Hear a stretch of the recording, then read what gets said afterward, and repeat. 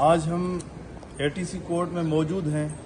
इधर तमाम दोस्त हमें दूसरे मकतबा फ़िक्र के और दूसरी पार्टियों के लोग मिले और रात में टीवी चैनल पे बैठा हुआ था।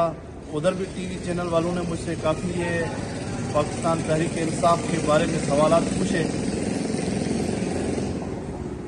कि आपकी पार्टी के कैंडिडेट होंगे या पार्टी अब लेवल प्लेइंग फील्ड आपको नहीं मिल रही तो कैसे होगा।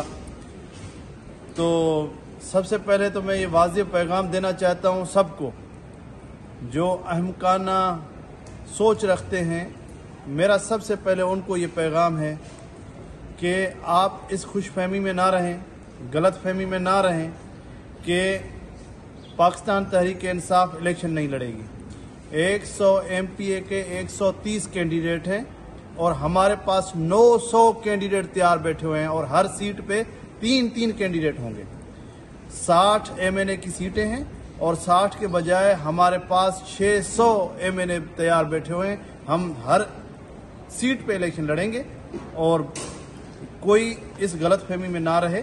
मैं being a general secretary Karachi division Rahman Mahar sir आपको अश्योर करता हूं कि हम हर सीट पे अपना कैंडिडेट खड़ा करेंगे और हर सीट पे हमारा वकील इलेक्शन लड़ेगा।